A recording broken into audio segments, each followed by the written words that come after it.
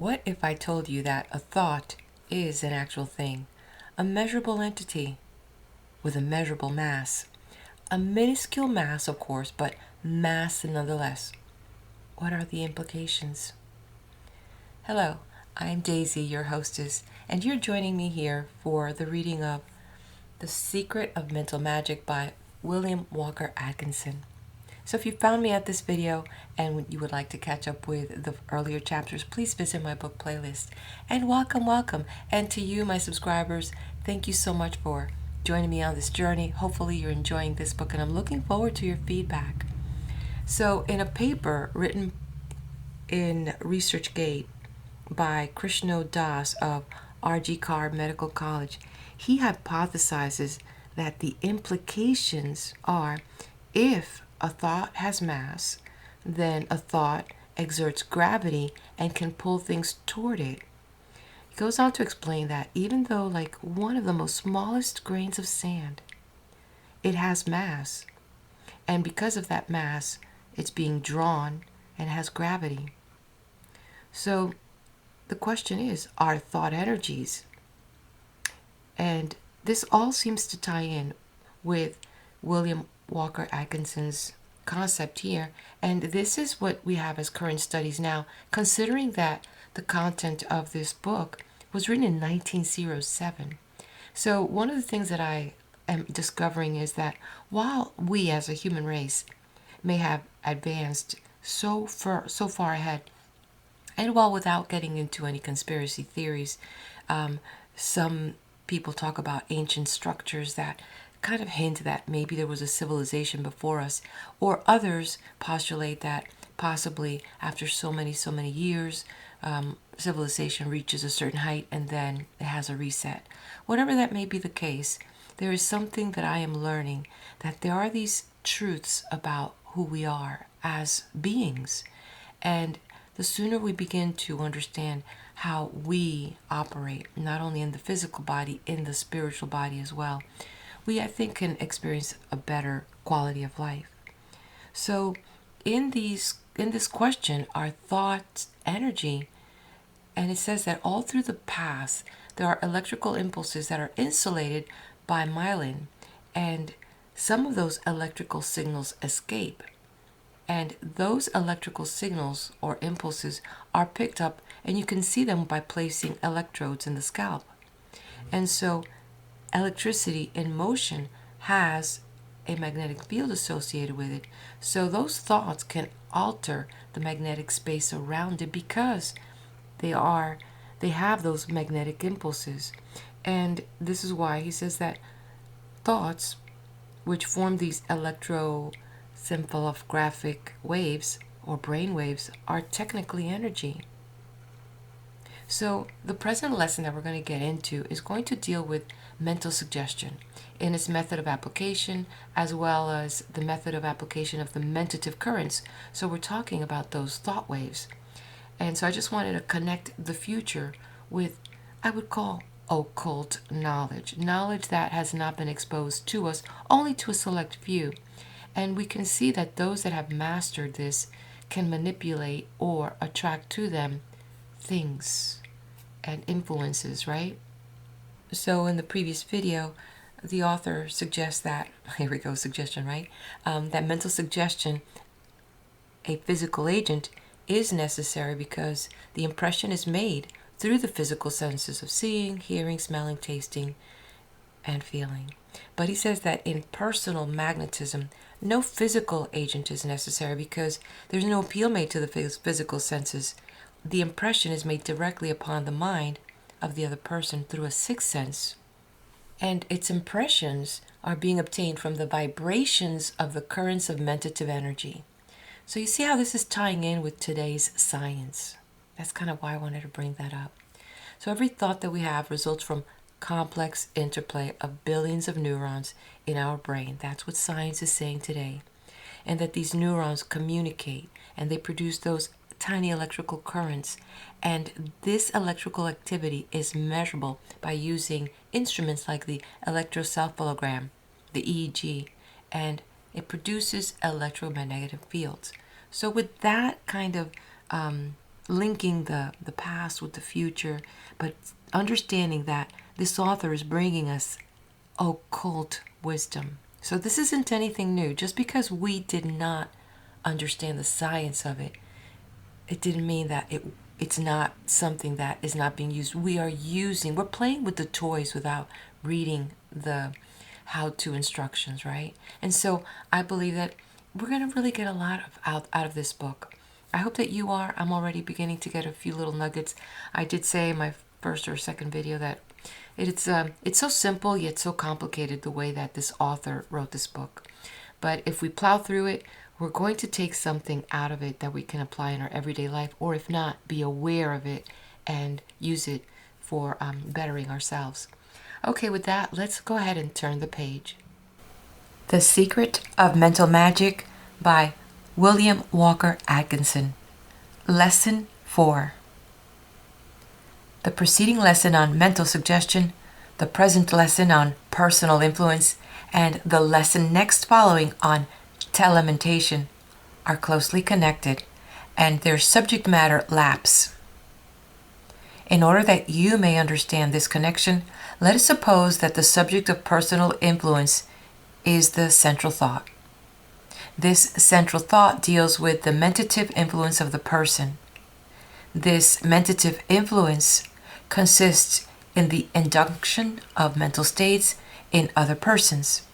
And this induction operates along two lines. One, the line of mental suggestion, which requires a physical agent, and two, the line of mentative currents, which do not require a physical agent, but which produce their effect directly upon the mind of the person without the operation of the physical senses or the physical agents necessary to reach such senses.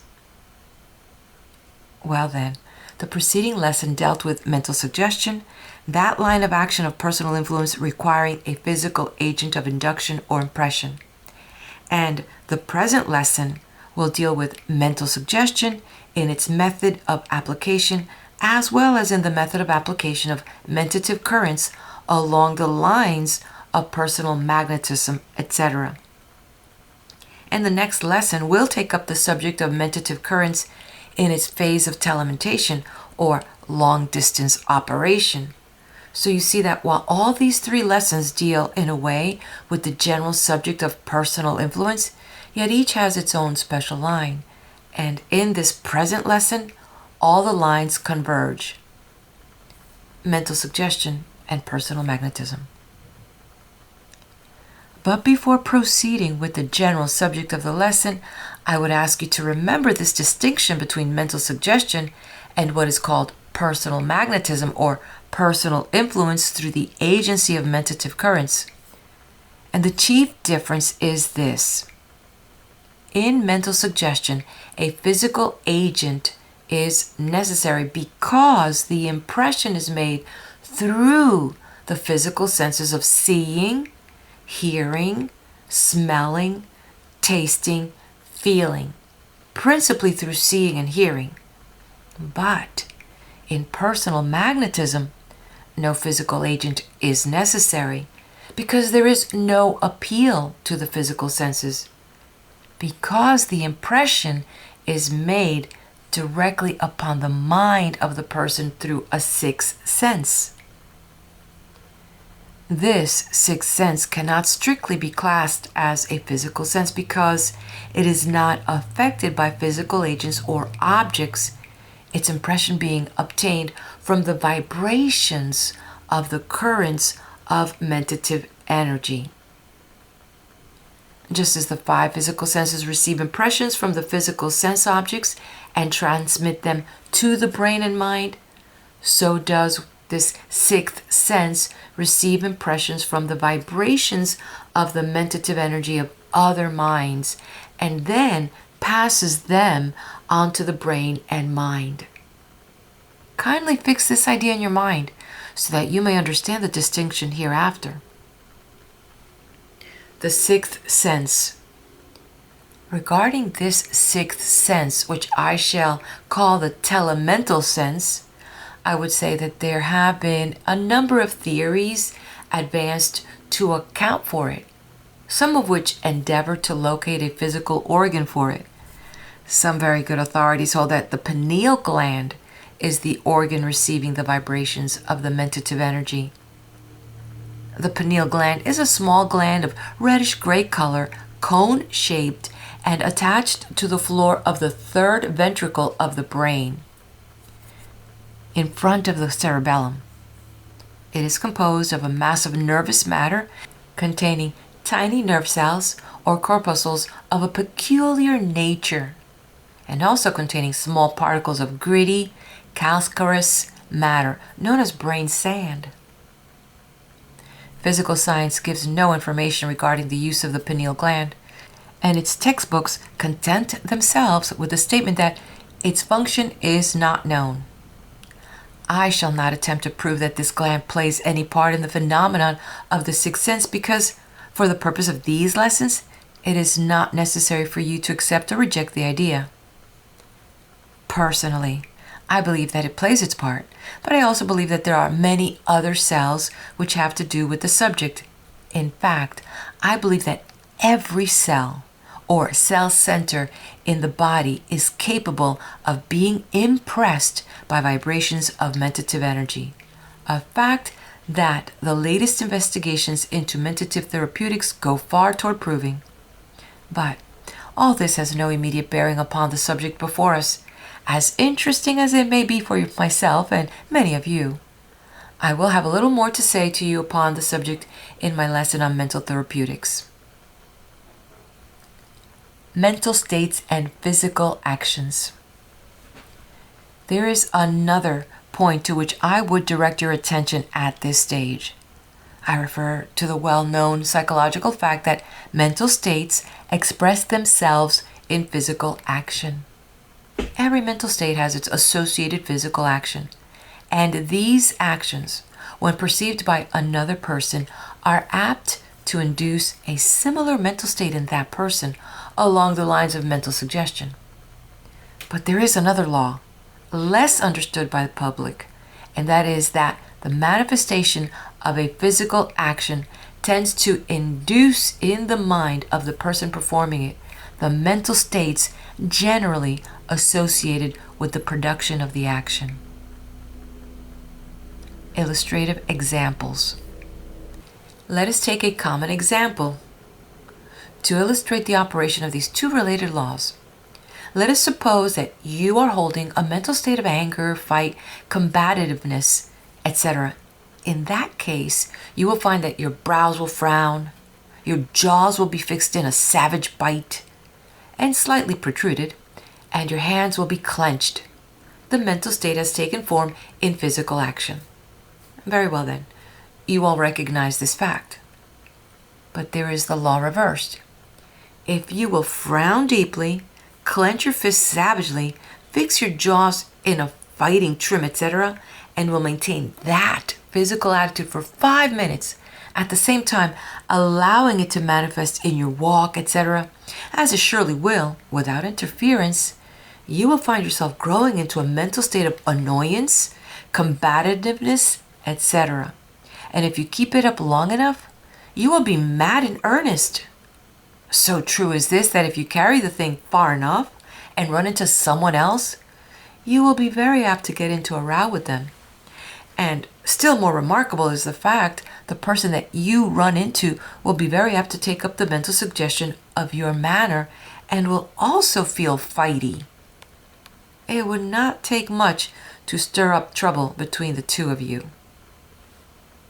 And still more remarkable, if you continue this physical attitude until it produces the mental state, you will find that you are inducing similar mental states in those around you by the agency of mentative currents. And so you see the close connection between physical action, mental states, suggestion, and telementation. They act and react upon each other. What has been said of the mental state of anger applies equally to any intense feeling or mental state. Like begets like, along the lines mentioned. Acting your part. Now, all this means that the man who is possessed of a strong mental state will manifest unconsciously the physical actions which will affect others along the lines of mental suggestion.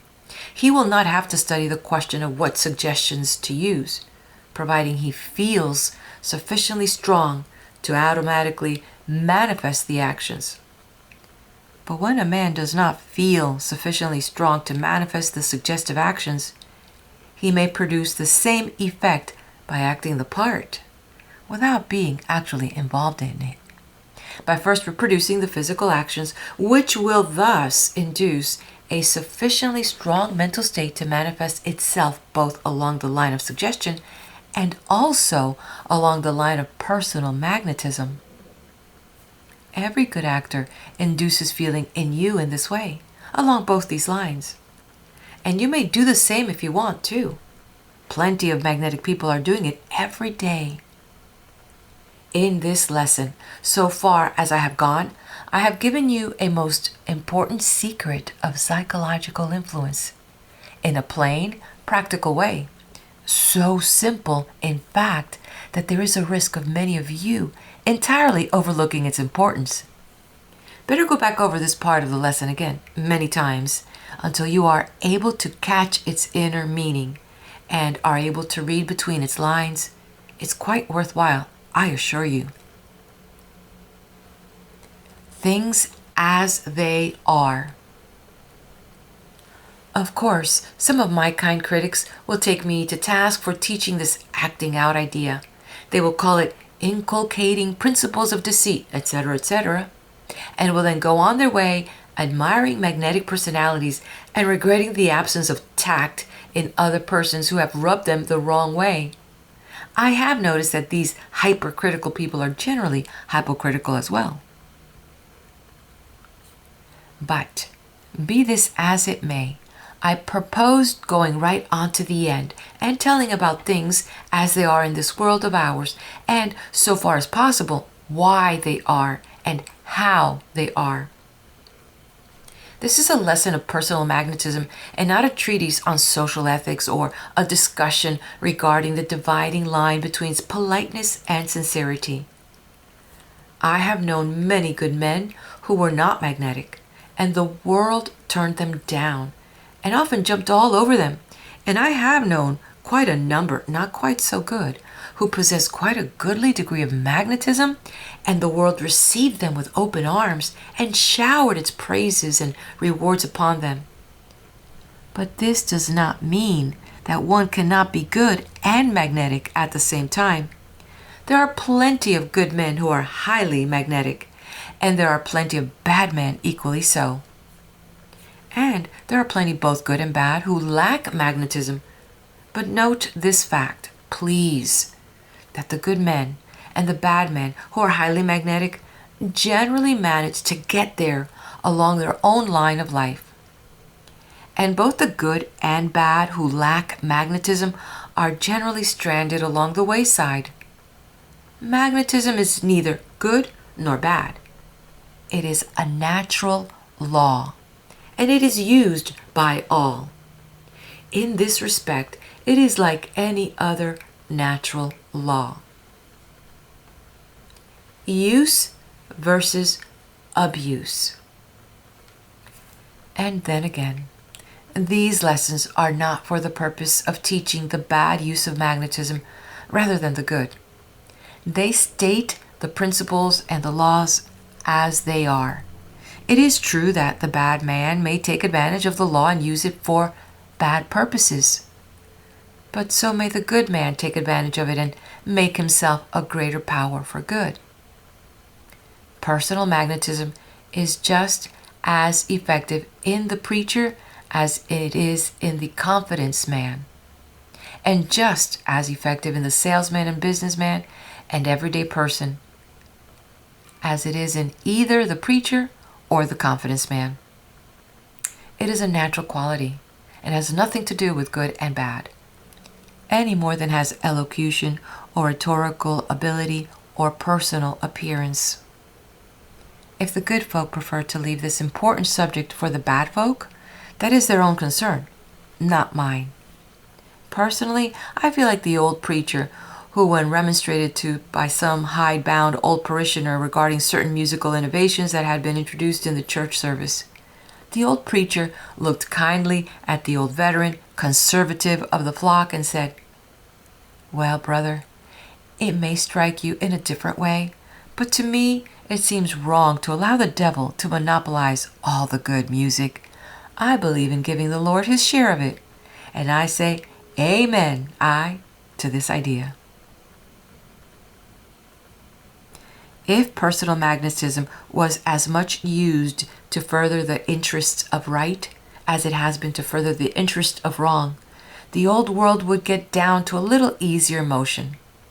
If the preacher would make his talks as magnetic as the actor does his plays and the lawyer does his appeals to the jury, there would surely be something doing in church work, and the prevailing emptiness of the pews would be cured. If goodness was made as attractive as badness, the devil would be placed on the retired list. The inner form. And now, let us consider this phase of personal influence that we call personal magnetism. Remember that mental suggestion is the outward form of personal influence and personal magnetism the inner form. We have considered the former. Now let us consider the latter. Mental magnetism. Magnetism, as used in connection with mental influence, etc. We often hear the term used as personal magnetism, mental magnetism, magnetic personality, magnetic attraction, magnetic influence, etc., etc., used in the sense of mental attraction. Personal influence, fascination, charming, psychological influence, etc. Let us see just why the term is used. The explanation involves an interesting bit of little-known occult history. The word magnetism, of course, arises from the word magnet. Now here is an interesting bit of history. You will see in the dictionaries that the term magnet was given the lodestone or natural magnet because it was first discovered near Magnesia, a town in Asia Minor. This explanation is most amusing to those familiar with the records of the old occult brotherhoods, for the latter know that the lodestone was the lodestone being named after the town. The town was named after known centuries before the town of Magnesia was named, and instead of the lodestone or magnet. A bit of occult history. The natural magnet was known in China, India, and Persia thousands of years ago. Its name, magnet, arose from the same Persian word as magic, namely mag, signifying the esoteric priesthood or Magians. The name was given because the power of the lodestone resembled the mental power exerted by the Magians, and the stone was called literally the Magian stone or the magic stone, hence the words magnet and magnetism. So, you see, we come by our use of the word in a perfectly natural way. An interesting fact, and one that goes to prove that minds work in accustomed channels, is to be noted in the circumstance that the mysterious phenomena of mesmerism, etc., noticed in Europe and America during the past century or so came to be naturally called animal magnetism, personal magnetism, etc. The mind of the public intuitively connecting the phenomena with that of the magnet, which it very much resembles, is one of the most important and remarkable. It is very frequent occurrence, often causes us. Still, that phase which is called personal magnetism is one of the most important and remarkable.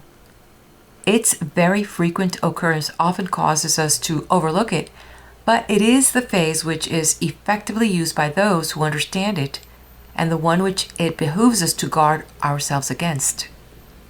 This phase is known by many names, the favorite terms being mental magnetism, personal magnetism, suggestion, fascination, charming, mesmeric influence, etc. But these terms are merely names for personal magnetism, which itself is merely a manifestation of mentative energy. All have noticed that some individuals seem to have a winning way about them and are able to induce others to fall into their way of thinking or desires and to do what they wish done.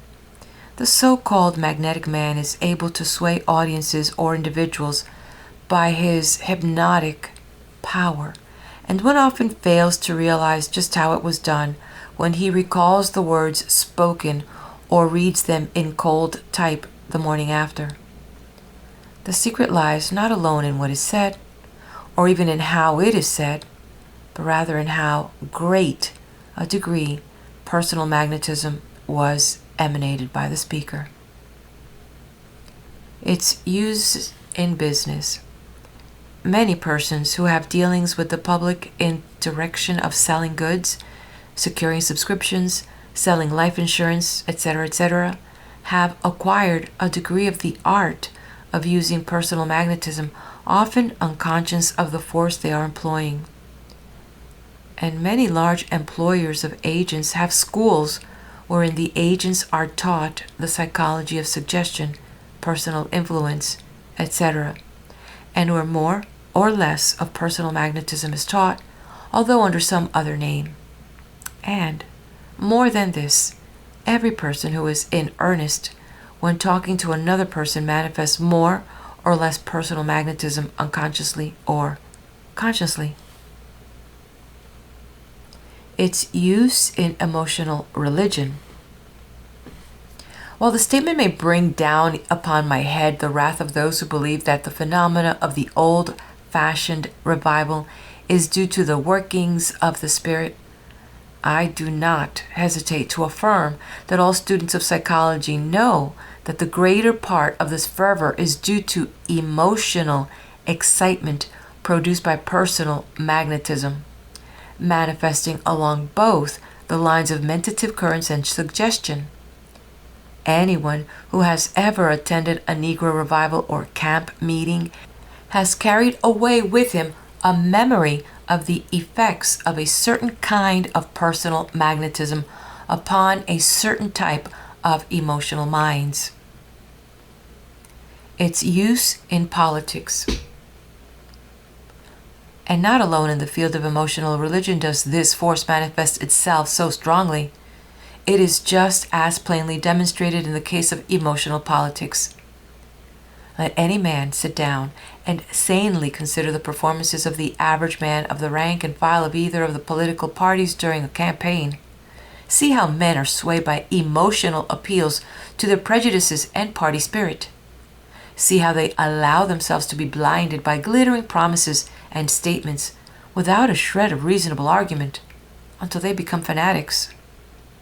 Their emotions are skillfully played upon by the leaders and speakers, and the current of personal magnetism and suggestion spreads over the body of the party until they become a mob possessed of certain fixed ideas that have taken possession of them.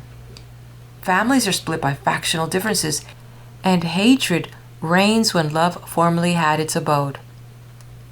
The excitement grows fiercer and fiercer, until at last the day of the election is at hand and the country goes into a paroxysm of emotional excitement. Then the result is announced. The next day, everyone suffers from a relapse, and the country begins to laugh over what has happened. The day after. After the sting of defeat has worn off and the elation of victory has melted away, it is found that the country is moving along about as usual, not going to the dogs because some man is defeated, nor taking great leaps forward because some other man has been elected town supervisor or president, as the case may be. The people play their parts year after year, that is, the majority of them, being swayed by emotional excitement rather than by reason, thought, or intelligence. And the men who pull the mental strings grin to themselves as they think over what fools these mortals be, and prepare themselves to pull the same strings again upon the next occasion, and to make their sheep-like followers again dance to the tune of my party, right or wrong, my party. And in both revival and political campaign, the moving spirit is the same.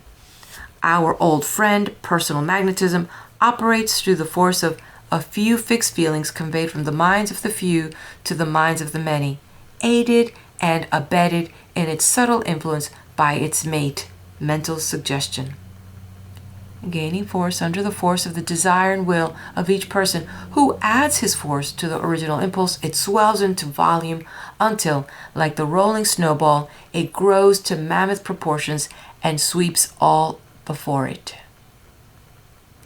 Infectious enthusiasm. You have often heard that enthusiasm is infectious.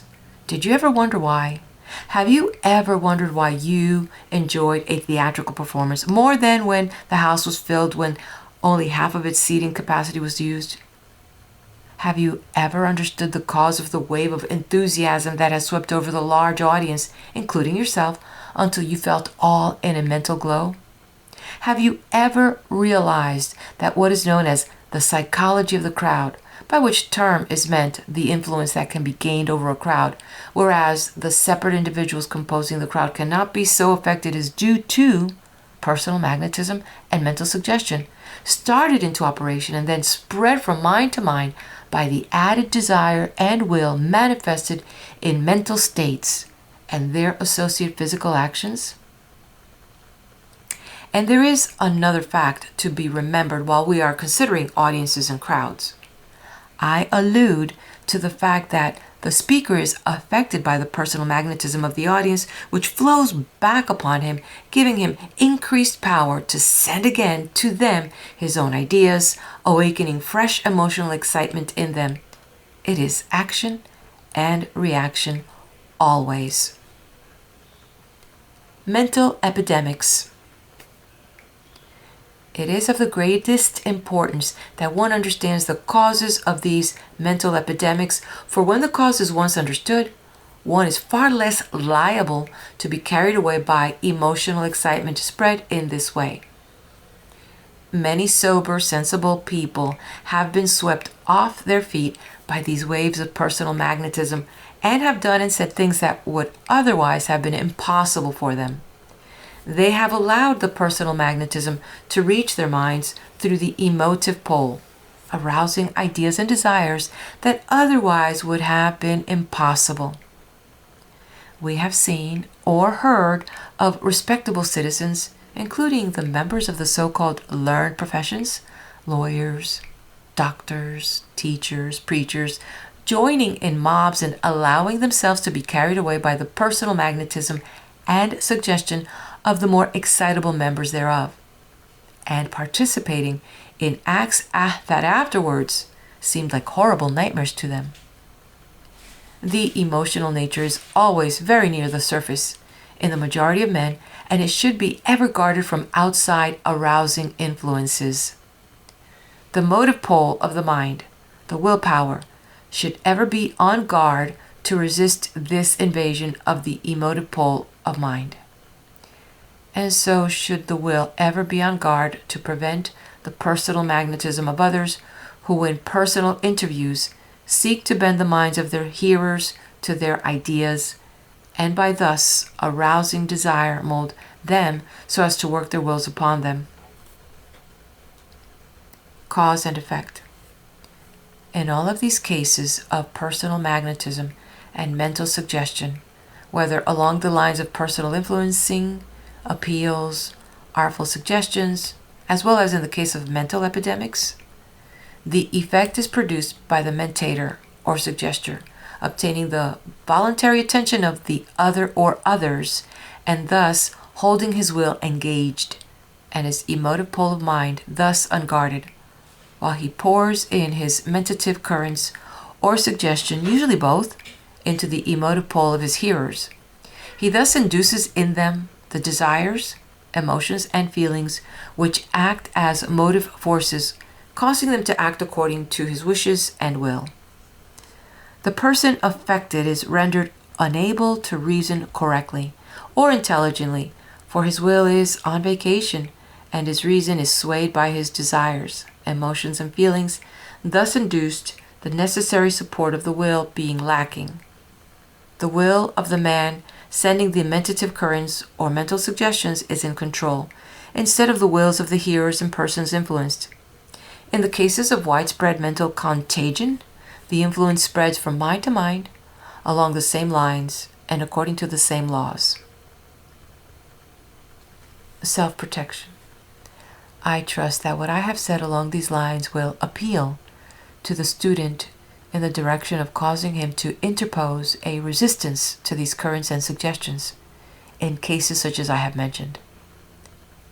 The remedy is in his own hands, simply the interposition of the will in the manner of which I shall speak as we proceed.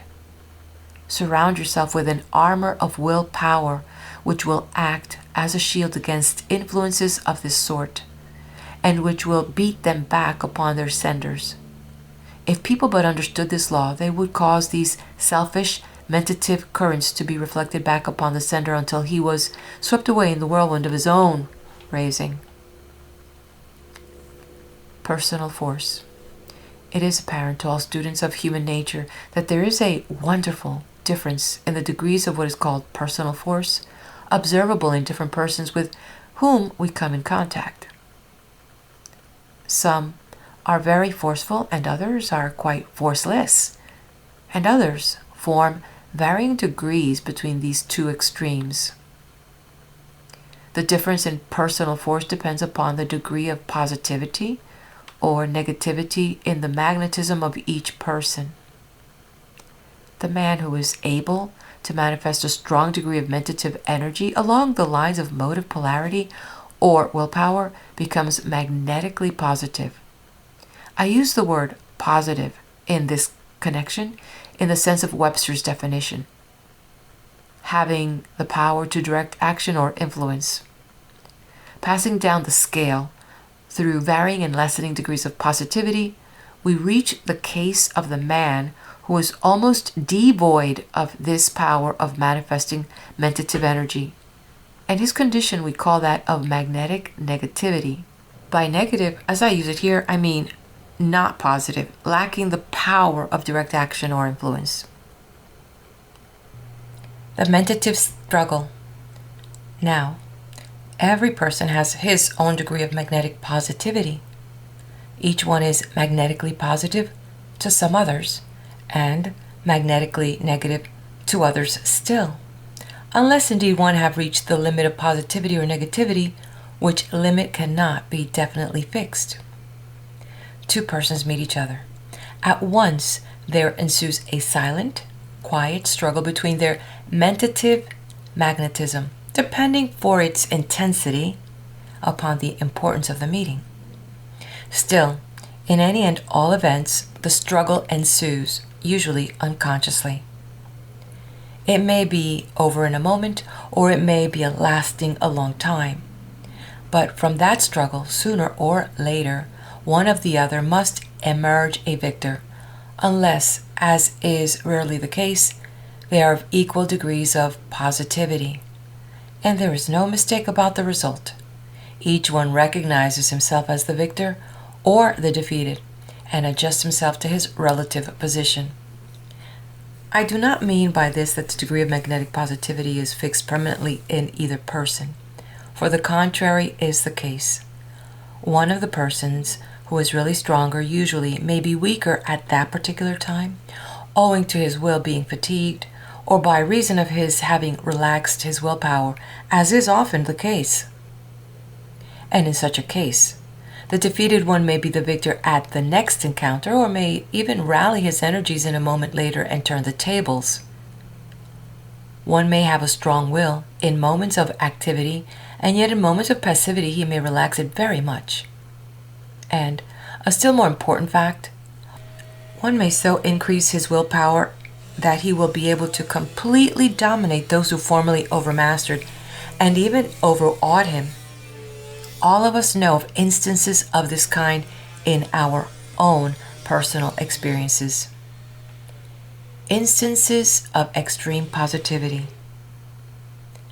At the extreme positive pole of personal force are to be found those wonderfully forceful men who seem to dominate all with whom they come in contact. And these people fairly paralyze the wills of those around them and induce emotive states almost at will. When in deep, earnest meditative effort, they seem to actually plunge their will into the mind of the other persons and set themselves up as the dominant force therein, taking the other's wills captive and holding them obedient to the master will of the positive man. Such men are of course rare, and whenever they exist, they make a strong mark on the history of their times, local or general. I do not like to quote Napoleon Bonaparte as an example, for he has been used to illustrate almost everything. But still, the mind intuitively flies to him in thinking of the dominant will. Napoleon had a marvelous will, an almost superhuman will. It was manifested not only on the world at large, but also upon those closest to him in the way of personal contact. This man worked his will on those around him and forced his desires upon them also. He dominated everything and everybody, and his contemporaries, even his enemies, testified to this marvelous personal power.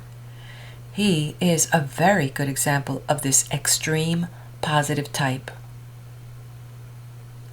The other extreme. Passing down the scale, we see men of strong personal forces in all walks of life.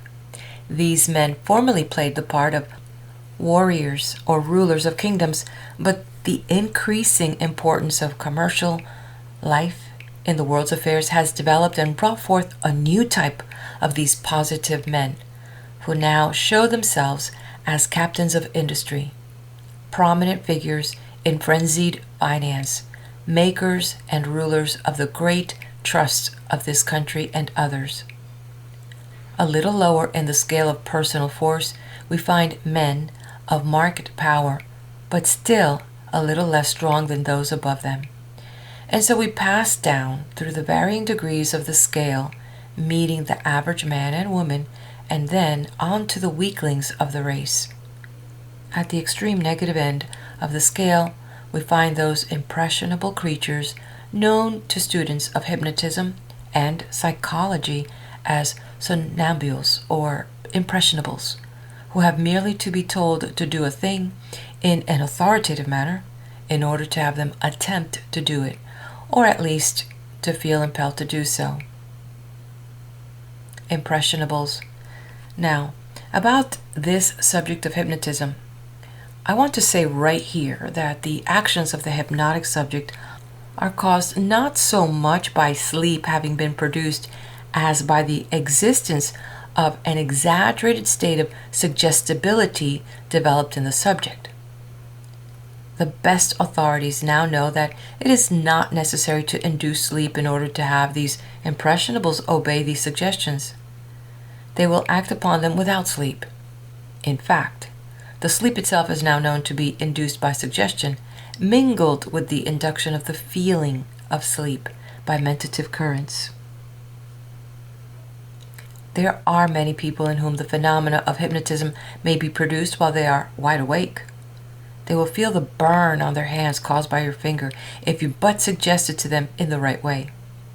They will be unable to draw apart their hands, which have been fastened together by your strong suggestion.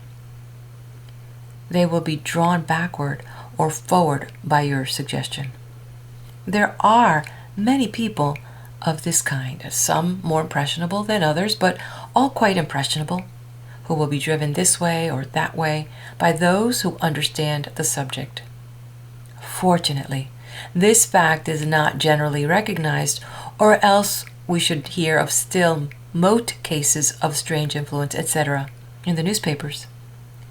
But the subject is becoming more widely discussed and known now, and it is only a question of time when the law will be compelled to take cognizance of it. Fortunately, however, the extreme negative condition may be overcome by one, by developing his will and learning the principles underlying the subject. A knowledge of the nature of the subject robs the force of much of its effect. The latter, depending largely upon the passive ignorance of the subject. Give him the proper instruction, and he will be able to interpose a resistance. Every man has his present place on the scale, but he may improve his position. The magnetic man.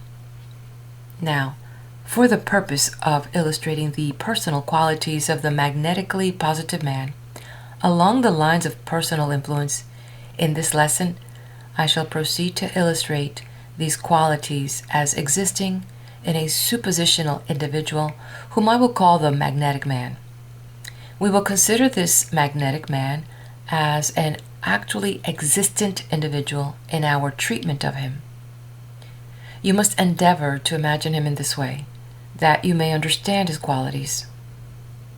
He is a very positive man, magnetically one of the examples of a strong, forceful man of affairs who is constantly meeting people and having relations with them.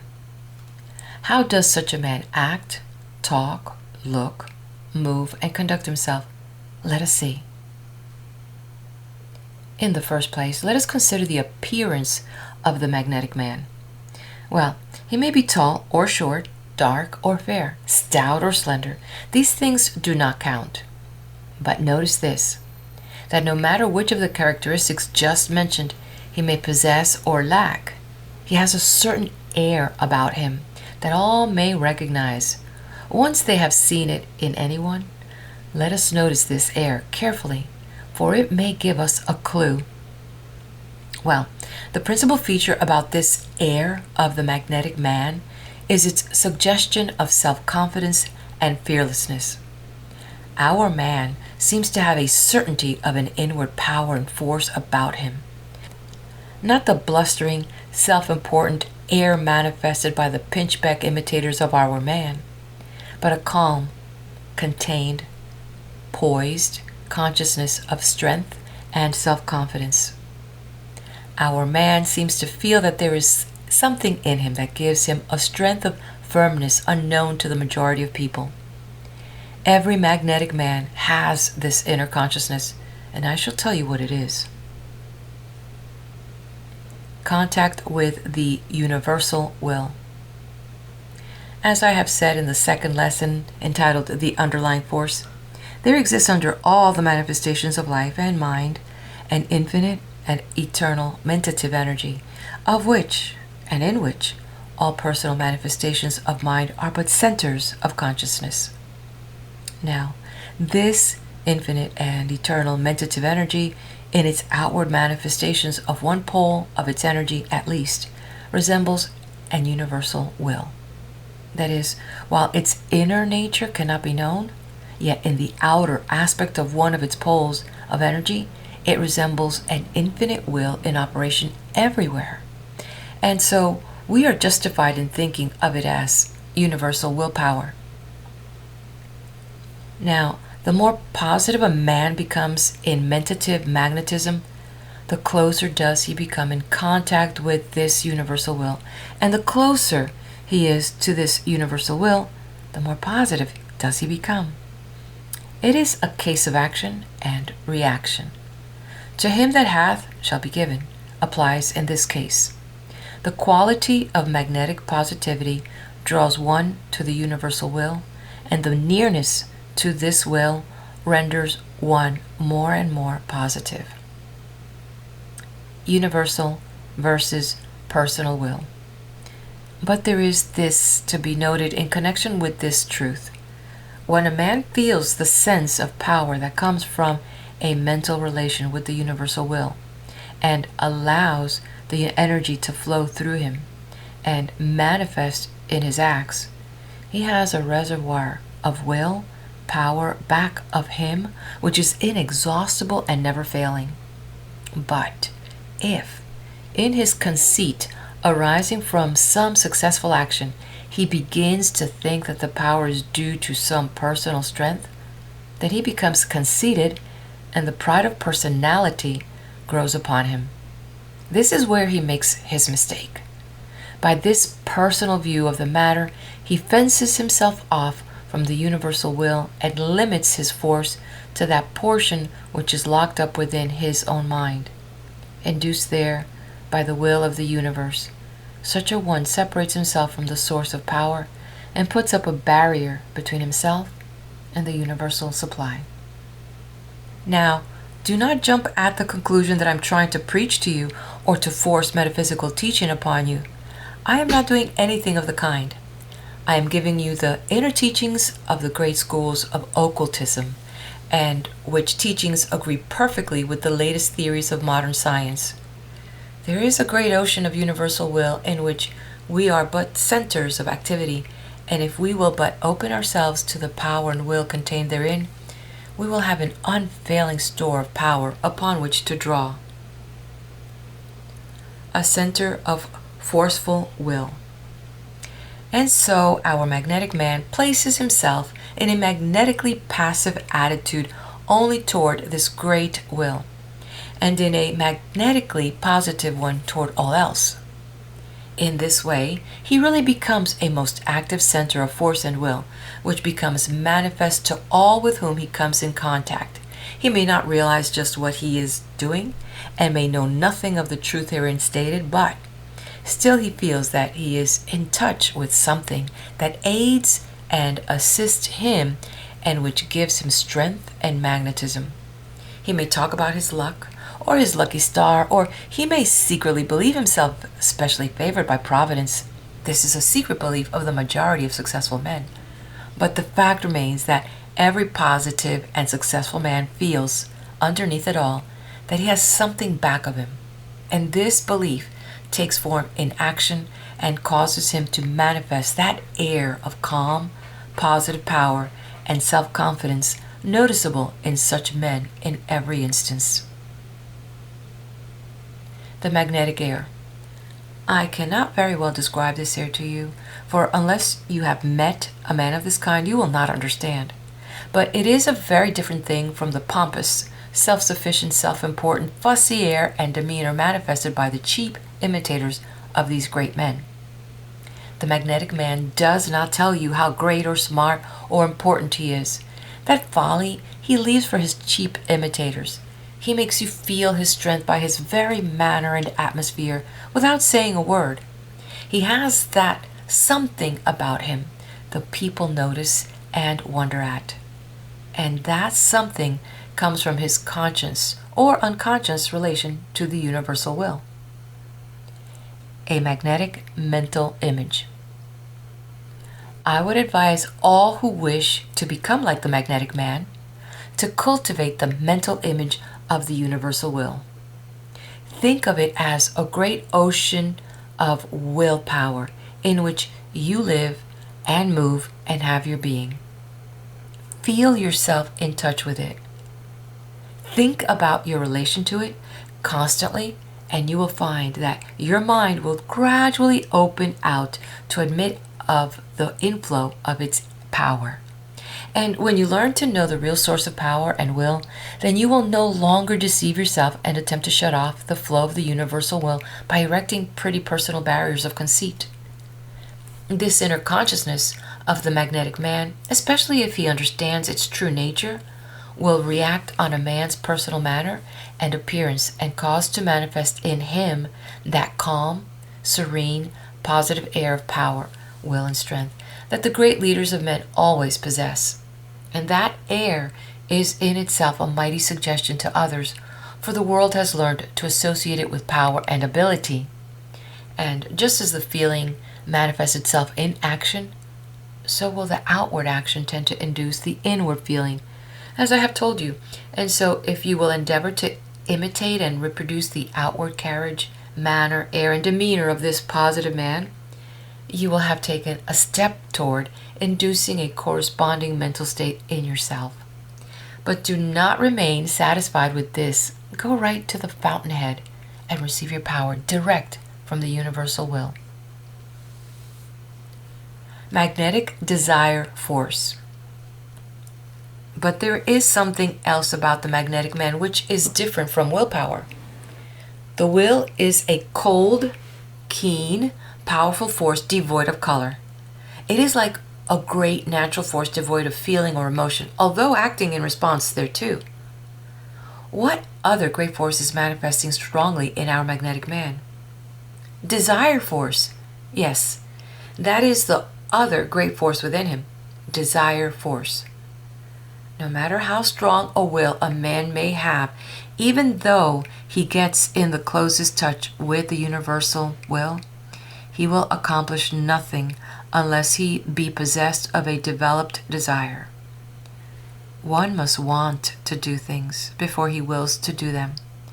I have explained this to you in a previous lesson. Let us see what this desire force is. The universal mentative energy seems to be a strong something, containing within it all the force and energy there is in existence. It does not seem to have the attributes of personality about it, except when it becomes manifested in personal minds or centers of consciousness. When a personal center or personal mind is established in the universal energy, then there seems to spring into manifestation a creative desire which constantly urges toward outward expression. This desire force is seen all through nature in all of her forms and is manifested by all that we call life energy, that is, the energy which prompts the building up of form and shape. This desire force is evidently identical with the life force as we know it. It causes the seed to sprout and the plant to grow, the cell to multiply, and the higher forms to evolve from the lower. It is the great creative life energy ever manifest in nature. It is essentially a feminine principle and is constantly desiring to give birth, bring forth, create. It stirs the will into action and never satisfied unless it's performing creative work, mental or physical. Creative mentation.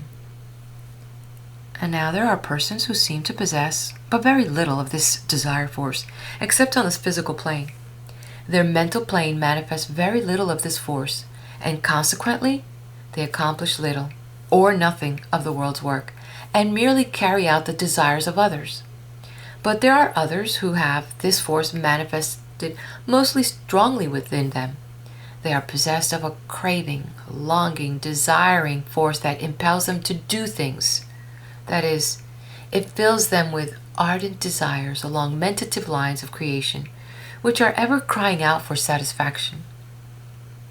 The strong men and women of the world have this desire force highly developed, and its effort toward expression is what causes these people to accomplish things. Now, do not mistake me. This desire is not always in the direction of owning things, but rather in the direction of doing things. It is true that when one's desires are along the line of accumulation, the force will be bent in that direction. But it may be less along these lines, and in that case, the accumulation will be a mere incident of the doing. Our magnetic man has a great deal of desire force within him. He wants to do certain things, and he wants to do them very much. He wishes to accomplish certain ends, and the desire becomes an ardent, glowing force that stirs up the desires in those around him, and at the same time incites his own will into action. His desire force combines with his will, and wonderful things are accomplished. The drawing power or desire. When you come into contact with a man of intense desire, you can fairly feel the force emanating from him. Our magnetic man has learned to concentrate his desire force. When he wants some particular thing, he forgets about the minor things and focuses his desire upon the particular thing craved by him, and thus draws it toward him with intense energy. The will drives, forces, impels, and compels with a push. The desire force draws, induces, pulls toward one with an irresistible pull. When our magnetic man meets you and wants you to do something, you can feel the pull of his desire force drawing, coaxing, inducing, alluring, and attracting you toward him and his objectives. The magic flame. One who wishes to do things should keep the flame of his desire burning bright. He should continually pour upon it the oil of suggestion and place before it the lantern slides of the mental images of the thing desired. If you will study the man of strong desire, you will see that he draws everything toward him that he wants. He has a pull upon things and leaves nothing undone in the direction of his want. He is hungry and thirsty with desire, and he seeks satisfaction wherever it may be found, his wits being sharpened by the intensity of the desire. And he draws people to him by the very strength of his desire force. You will find that people will instinctively fall in with the suggestion and urgings of the strong desire man. People, as a rule, are drawn rather than pushed or forced into a thing. The seductive, drawing, charming, fascinating force of men is that of desire force, not of willpower. Yes, again I say to you that he who would succeed must, of necessity, keep his fire of desire burning bright and fierce, else it will not awaken into action his own will, nor stir the desire in others. The intense desire. We talk much about willpower and its possession, but the majority of men fail because they do not desire things hard enough. They must want things the worst way, and then they will bend everything toward getting them. This is true in the case of both good and evil desires. The law is the same in both cases and operates along the same line. We are acquainted with the disastrous consequences attendant upon the possession of evil desires, and have seen many instances of the harm wrought upon others by reason thereof. But did you ever stop to think that the same degree and intensity of desire, turned in the right direction, would accomplish wonders of good works?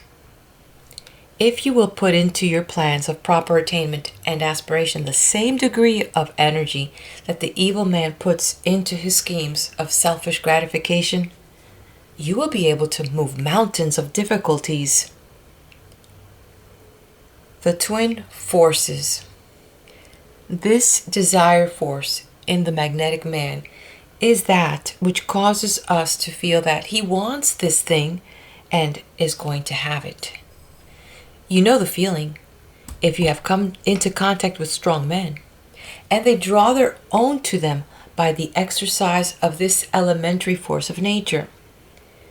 They learn that by mentally drawing to themselves a supply of the universal energy, they are enabled to transform it into desire force, as well as willpower.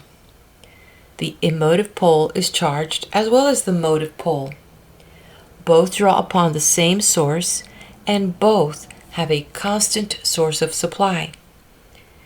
And both may manifest a wonderful degree of this transformed energy in the shape of willpower and desire force. In our magnetic man, both poles are fully charged and in active operation. The magnetic voice. So much for the air of our magnetic man. Now, how does he speak? Well, the voice is a mighty indicator of the mental state within. Excepting the I, no outward form of expression of character responds so quickly and fully to the inner mental state than the voice. The voice and I are the two principal outward avenues of expression of mental states within, and both register the subtle changes and degrees of the inner state. If you will stop to think for a moment and consider the different voices of the people you know, you will see that the voice in nearly every case gives one a clue to the character or prevailing mental states of the speaker. Not alone the quality of the voice, but the tone. Every reader knows the difference between the tones of the hesitating, timid, self-doubting person and that of the confident, self-reliant individual. There is a subtle vibration about the tone of the latter that causes one to feel confidence and respect, and which exacts obedience in a quiet, calm way, devoid of bluster or rant. Let us listen to the tones of our positive man. The control of tone. Well, first, it is under the control of his will. It is loud or soft, as he wills it to be, it never runs away from him. If the person to whom he is talking raises his voice to a strident pitch, our positive man does not follow suit. On the contrary, he puts a little more force into his tone, but keeps the pitch the same, and before long, by his will, in his evenly pitched tone, will actually force down the pitch of the other to a normal degree. I have seen many instances of this fact and have noticed the temper of the other person is toned down in accord with his decreasing pitch of voice. A calm, even positive tone in which the will is apparent in self-control and in forceful effect will master the tones of others pitched in a fiercer key. And in the mastery of the voice of the other, you will often effect a mastery of his will. By making captive the outer expression, you often capture the inner man. There are two very good reasons for one studying the voice of the magnetic man, as follows. 1. Because it is by his voice that he manages to make one of the most powerful suggestions upon others. And 2, because by the expression in his voice, or rather the inner impulse causing the vocal expression, he causes to flow out strong mentative currents which affect and influence the other person. So, in its inner and outer aspects, the cultivation of the voice of the magnetic man is quite desirable. The suggestive voice. You will find that the magnetic man, particularly if he is engaged in an occupation necessitating his giving orders and directions or advice to others, he has developed a voice resembling in many details the suggestive voice, habitual to the practitioner of mental suggestive treatments. The reason is plain. Both the man of business affairs and force and the suggestionist have accustomed themselves to speaking in a forceful, firm, positive manner, and thus fairly driving home their ideas expressed in words. The man of affairs does not know just why he does this, but his tone is the outward expression of his forceful mental states. And this is likewise true of the suggestionist, although he may have deliberately cultivated the suggestive tone at the beginning of his practice. It is somewhat difficult to correctly define and explain the suggestive tone, although if one once hears it, he will never forget it. But I will try my best to make it plain to you here. In the first place, the suggestive tone is fairly charged with the mental idea back of the words. Each word has an inner meaning, and the suggestive tone carries this idea with it, so that the hearer gets the full mentative benefit and influence of it. Do not imagine that this tone is theatrical or tragic or unnatural. It is none of these. It is a forceful, natural tone. Its expression is that of being in earnest and meaning just what you are saying. You know how you would speak if you were earnestly telling someone to do some important thing upon which much depended? Well, that's the tone, modified, of course, by the particular circumstances and necessities of each case. It must be in earnest, must be more or less intense, must have focused in it the feeling behind it in such a way as to awaken in the mind of the hearer the feeling back of the words. The flexible expression. The voice of the magnetic man is flexible and adaptable to any mood or phase of feeling that he wishes to induce in his hearers. It may be positive and masterful along the lines of suggestion by direct command or authority, or it may be subtle and insinuating along the lines of suggestion by association or imitation, or it may assume a teacher-like tone along the lines of suggestion by repetition, in which the statement is made in a quiet, convincing way, as a teacher makes his statements to his class, the repetition of which brings conviction to the mind of the hearer. Or it may take on that peculiar caressing tone which is noticed in magnetic men of a certain type who allure, charm, fascinate, and draw to them other people by reason of their subtle power of charming. This power, which finds its expression largely in the voice, always reminds me of a female leopard or tiger, for the feline is mingled with the feminine in a peculiar way. This tone of the voice can be best described as caressing.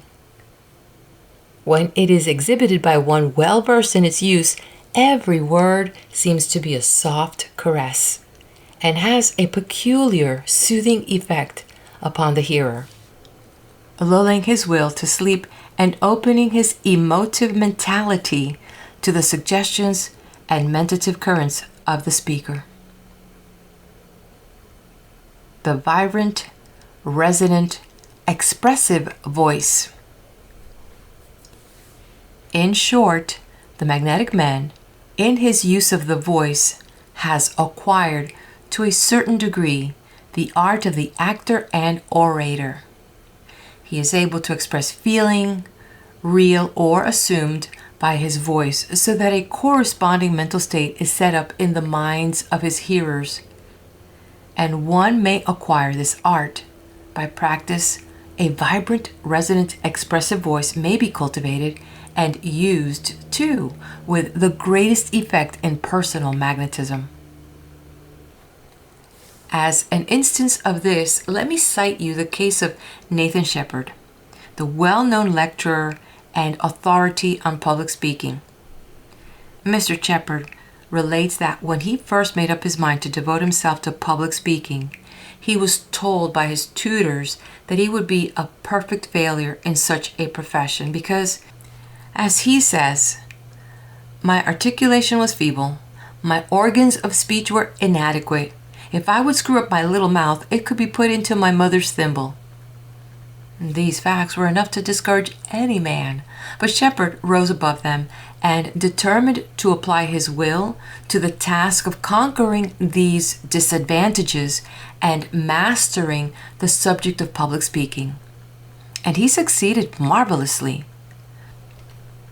By pure willpower, he, as he says, increased my voice tenfold, doubled my chest, and brought my unoratorical organs somewhat in subjection to my will.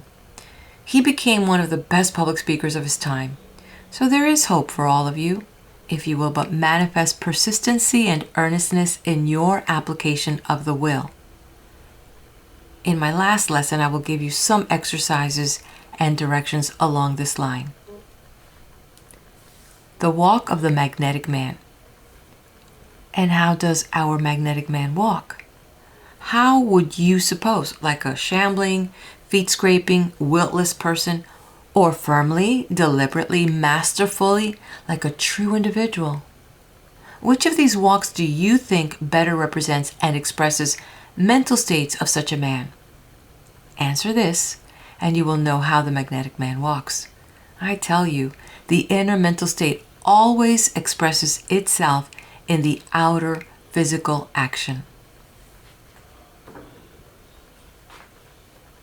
The expressive eye. And what kind of an eye has our magnetic man? Need you ask this question? What would you expect?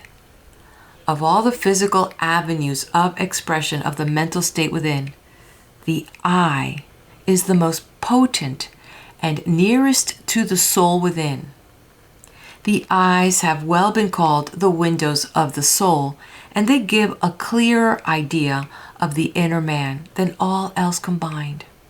And therefore, we may expect our magnetic man to have an eye that reflects the power within him. And we are not disappointed, for even a hasty glance will show that he has what people call an expressive eye. It manifests every mental state, at the will of its owner. Now stern, now tender, now commanding, now loving, now masterful, now caressing. It is an obedient instrument of the will operating it. And it produces the most wonderful, suggestive effect upon those coming under its spell. As an inducer of mental states, the eye has no equal among the physical agents. Even the voice, wonderfully potent, and though it be, must yield precedence to it. It is more than a physical agent. It is a direct avenue for the passage of mentative currents. Very magnetic people, when aroused by deep interest, emotion, or desire, combined with will, seem to have a constant stream of mentative magnetism flowing from their eyes, which is felt by those within their field of influence. I need not call your attention to the wonderful power of eye, for you are fully acquainted with it from personal experience. You know how power shows itself in the eyes of people.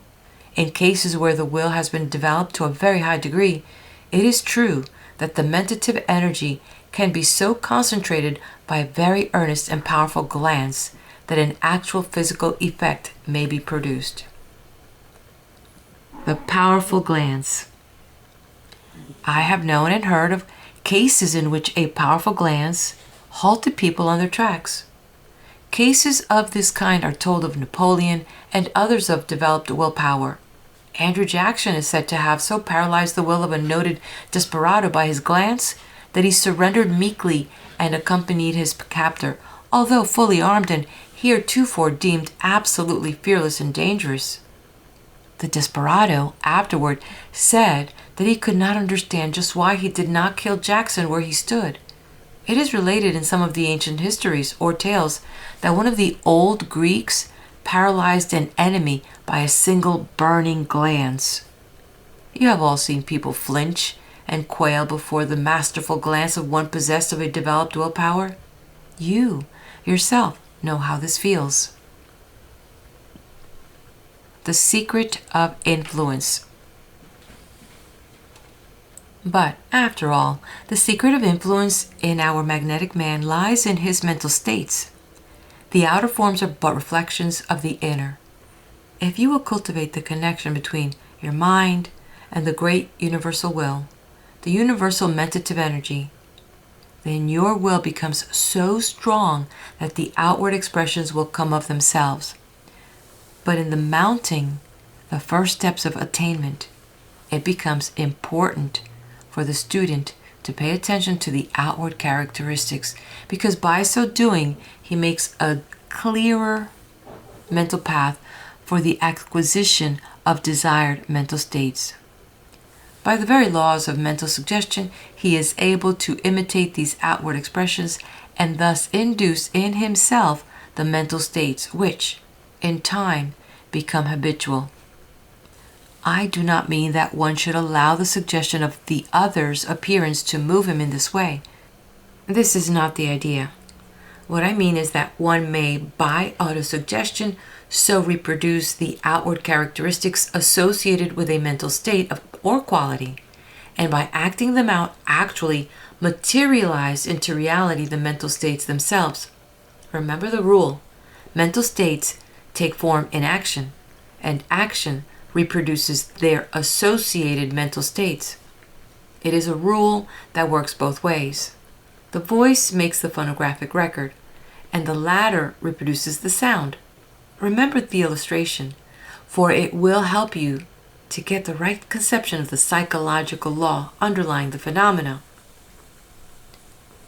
Review work. Concluding this lesson, let us take another glance at the first principles underlying personal influence in both of its forms of mental suggestion and mentative currents. Nothing like reviewing the fundamental principles. Here they are. The underlying principle is mentative energy. Mental states are exhibitions of mentative energy. Mental states are original or induced. Induced mental states are caused by the suggestions or mentative currents of others. Suggestions induces mental states by reproducing the original mental states of others, or one's own previously experienced mental states, including the experience of the race ancestors inherited and recorded in the subconscious minds of their descendants. Suggestion operates along the lines of acquiescence, imitation, association, and repetition, as described in the previous lesson, always acting through physical agents for inducing mental states like the phonographic record. Mentative currents are waves or streams of vibrant mentative energy emanating from the minds of people and carrying with them the vibrations of mental states, the vibrations tending to induce similar mental states in the minds of people within the field of induction. There are two poles of mentative energy, i.e., the emotive pole, manifesting desire, feeling emotion, etc., and the motive pole, manifesting will, etc. The acting force affecting other minds manifested by these two poles being called desire force and willpower, respectively. Desire force tends to awaken similar vibrations in the minds of others, thus producing similar desires. Or it charms the wills of others and causes them to carry out its desires. Its action and nature bear a strong resemblance to feminine mental power. Willpower tends to awaken desire in the minds of others by sheer mastery and forcefulness. It also acts in the direction of combating and overpowering the wills of others and taking them captive. It also directs, masters, concentrates, or restrains one's own desire force. On occasions, its action bears a strong resemblance to masculine mental power. In personal influence, along the lines of personal magnetism, the mentator pours out his mentative currents, generated by his will or desire, or both, either in a general way or in a concentrated, directed manner, in a personal interview, and thus influences the mind of others by induction. This is usually, or always, accompanied by mental suggestion using physical agents such as the voice, eye, manner, etc., which heighten the effect produced. So you see, by reference to these underlying principles, just why and how personal influence or personal magnetism operates. Strange occurrences explained. And now, as we pass on to the next lesson on telementation, it will be well for us to glance over the pages of ancient history and see how the many strange occurrences of personal influence therein recorded may be understood in the light of our knowledge of mental magic. Cases of dominant individuality, extraordinary willpower, burning desire, fascination, charming, suggestions of all kinds, personal mastery, and many other forms and instances of the mental domination and influence of man over man may be understood clearly and divorced from the mystery and glamour of their local surroundings. It may be seen that one law underlies them all, and coming down to the present time, do we not now have a clearer idea of the strange personal atmospheres or influence surrounding some people, which so strongly attract or repel others? Can we not now better understand the remarkable influence of those men of mighty wills and ardent desires, who seem to either compel all things to bow to their willpower, or else draw to them all that they really want by the strength of their developed desire force? I think that even so far as we have gone, many things now seem clearer and plainer to us. Is it not so with you? Personal atmospheres. You will readily see, from what has been said, that the personal atmospheres of persons depend upon the character of their mental states and are the result of the mental currents emanating from them. Every person has his or her own mentative aura, or body of radiant mentative energy, which flows from them in all directions. These mentative atmospheres affect the people with whom one comes in contact. You all know cases of people who seem to carry with them an atmosphere of feeling which affects a room full of people, or even a building. This atmosphere may be positive or negative in its effect. That is, stimulating or depressing. All of these things arise in the way which I have mentioned. It is related of Rachel, the great French actress, that although she was not beautiful in form or face, still she had that indescribable charm of personality about her that caused everyone to consider her a beautiful woman. So great was her fascinating charm.